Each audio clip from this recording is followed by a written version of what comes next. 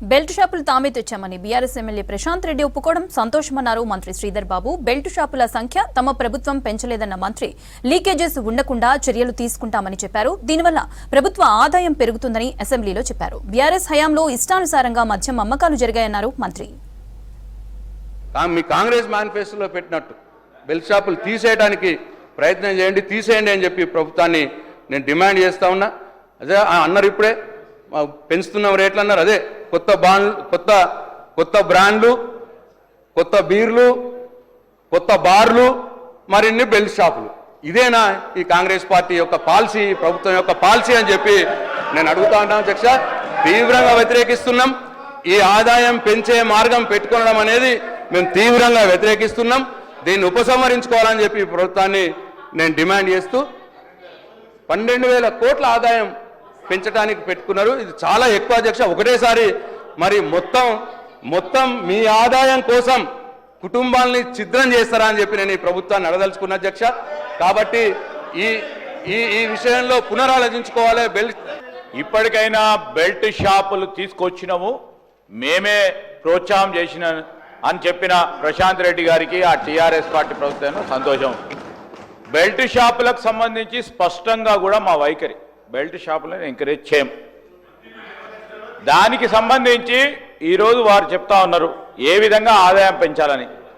ఆదాయం పెంచడానికి కేవలం రేట్లు పెంచడానికో లేకుంటే బెల్ట్ షాప్ పెంచడం కాదు అధ్యక్ష. లీకేజెస్ ఏదైనా డిపార్ట్మెంట్లో ఉంటే దాన్ని అరికట్టే కార్యక్రమం చేస్తామని చెప్పడానికే మేము ఆదాయం పెంచుతామని చెప్పాము. ఆ విధమైన లీకేజెస్ ఉండే వారి ప్రభుత్వ హయాంలో ఆ లీకేజెస్ని అరికట్టే కార్యాచరణ తీసుకుంటున్నాం కనుకనే మాకు నమ్మకం ఉంది. వారు అన్ని వారే చేసిండ్రు, బెల్ట్ షాపులు తెరిచిండ్రు అడ్డగోలుగా ఇష్టారాజ్యంగా. ఈరోజు ఆ బ్రీవరేజ్ కంపెనీకి సంబంధించి ఏ విధంగా చెప్పిండ్రో ఆ విధంగా చెప్పింది. కానీ అధ్యక్ష, ఈరోజు చౌక ధరలకు సంబంధించిన షాపులలో కూడా అమ్ముకునే అవకాశం ఇచ్చిన అధ్యక్ష వారు అనేక సందర్భాల్లో వారు పట్టుబడ్డారు అధ్యక్ష. ఈరోజు వారు మాట్లాడతారంటే దయ్యాలు వేదాలు వలికినట్టున్నాయి అధ్యక్ష. ఈరోజు నేనేమంటున్నా అంటే ఈ ప్రభుత్వానికి చిత్తశుద్ధి ఉంటే మీరు మేనిఫెస్టోలో చెప్పినట్టు బెల్ట్ షాపుల్ని తీసేయండి. ప్రభుత్వం మీదే ఉన్నది.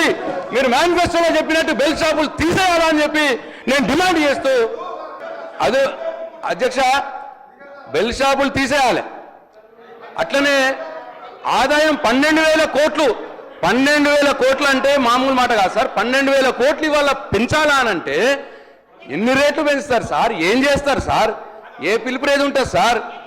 ఇదంతా కూడా సార్ ఇది అన్యాయం సార్. 12,000 కోట్లు పెంచడం అయితే ప్రజల్ని మందు ఎక్కువ తాగిపోయడం, లేకపోతే ప్రజల మీద భారం మోపడం, ఈ రెండు విషయాలే మరి టార్గెట్గా పెట్టుకున్నారు. దయచేసి దీని మీద పునరాలోచించాలి. బెల్ట్ షాపులు ఎత్తేయాలి. ఈ 12,000 కోట్లు ఆదాయం పెంచాలన్న దాన్ని వాపస్ తీసుకోవాలని చెప్పి నేను డిమాండ్ చేస్తూ సెలవు తీసుకుంటున్నాను. 9,000 నుంచి 35,000 కోట్ల రూపాయలు ఎక్సైజ్ ఆదాయం అంటే అధ్యక్ష వాస్తవాలు వినాలా. 25,000 కోట్ల రూపాయల ఆదాయం పెంచింది ఎవరు? నెంబర్ 1. రెండవది, వారు మాట్లాడుతున్నారు, నేను ఇక్కడ లేను కాబట్టి అయినా కూడా ఏదైతే 12,000 కోట్ల రూపాయలు ఎట్లా పెంచుతామన్నారు అధ్యక్ష, వాళ్ళు దిగిపోయే నాటికి వాళ్ళు ప్రపోజ్ చేసినటువంటిది 39,000 కోట్ల రూపాయలు వాళ్ళు చూపించారు. దానిపైన 3% 4% యాడ్ చేయడం జరిగింది. అంటే 4,000 రూపీస్, 4,000 crores. అంటే మీరే ప్రపోజ్ చేసినారు.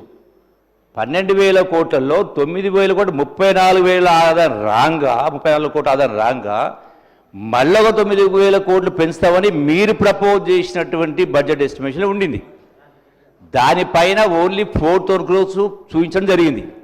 రెండవది అధ్యక్ష, ఇవన్నీ ఎట్లా పెరిగినాయి? ఎందుకు పెంచినరు? ఎవరి రాష్ట్రాన్ని ఈ స్థాయి తీసుకొచ్చింది? ఎవరిటువంటి అలవాట్లు నేర్పింది? అధ్యక్ష రెండవది అధ్యక్ష, మరి వాస్తవ పరిస్థితి ఉంటే ఈ ప్రభుత్వం వచ్చిన తర్వాత మీరు పన్నులు పెంచుతూ ఆదాయం పెంచారు. ఈ ప్రభుత్వం వచ్చినటువంటి 13-14 మాసాల్లో 1% కూడా పన్ను ట్యాక్స్ పెంచలేదు. రెండవది, మీరు చెప్పిన లెక్క ప్రకారం చూస్తే అధ్యక్ష మరి 10 సంవత్సరాల కాలంలో 9,000 కోట్లది 34,000 కోట్లు 25,000 కోట్లు అంటే ఆల్మోస్ట్ 400%.